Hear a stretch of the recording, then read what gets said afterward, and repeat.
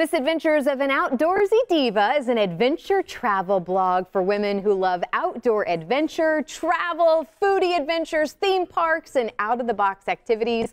Lauren Gay has traveled the world, and she joins us this morning to tell us about this weekend's upcoming Kids to Park Day. Good morning. Good morning. I'm a little jealous of your life, as maybe we all should be, the travel that you've done. But let's talk about families, and I love that you travel a lot with your son. We saw him in just one of the pictures there, but talk about what it can do for families as far as bonding. And when you travel, you have a chance to spend that time together, kind of in an isolated moment. There's no electronics, there's no PlayStation to compete with, and you're active and you're doing things. And a tip is if you let them have a little decision-making power on an activity, then they can't complain about the things that you want to do. So it works out. It's been really good for us. Yeah, well, let's talk about Saturday. This is a big day for national parks, and we were talking about, I mean, how blessed are we to live here in Florida? Right. Right.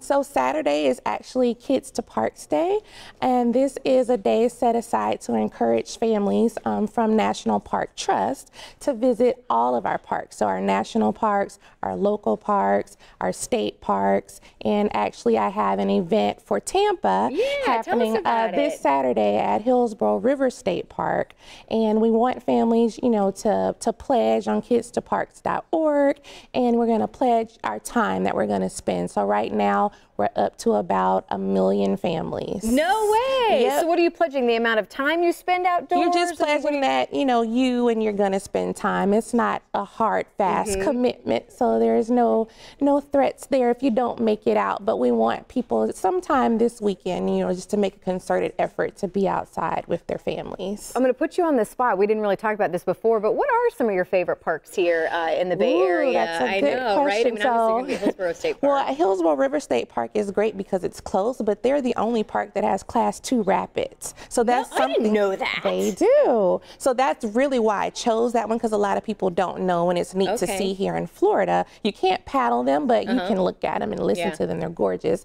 I also really like Myakka River State Park. Myakka has the tree canopy, so that's a really fun one. The picture of you canoeing was there. Yes, that was there. Beware of the gators, but the tree canopy is really fun. You always have to beware of the gators. Yes, always beware of the gators. And then Fort DeSoto. Oh, even though you have the beach, but they have lovely trails. It's great to bike. They have the fort to explore. So those are some of my favorites off the top of my head. And we can take those we can take buddies to some of those places, right? So introduce us to Buddy Bison. So this is Buddy. This is Buddy Bison.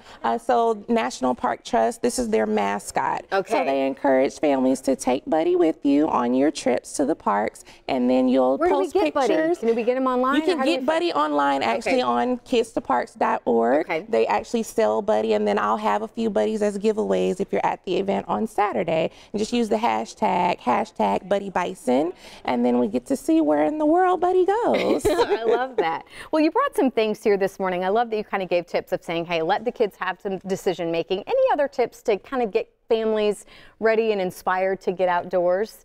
Yes, obviously we live in Florida, so it's hot. Like we're already into those high temps. So most importantly, you have to hydrate. And we definitely encourage, you know, leave no trace. So instead of a water bottle that's disposable, you know, have something that's reusable, or like a water bladder that you can insert into your backpack. You want to make sure you have insect repellent, because again, Florida, I mean, that's alligators and bugs. But yeah, you want to have as pleasant of an experience. You don't want to have to cut your hike short. Sunscreen, obviously, you have to have the sunscreen, protect your skin. And then another element, you can even have wearable insect repellent, which some people like because they don't like the chemicals. So it kind of creates a barrier around you. And I actually use those at football games for my son too. That's a parent tip for you. And then you need shoes, comfortable shoes. So these are waterproof and good for hiking and terrain. Your traditional boot, if you have weak ankles, you might want a higher boot.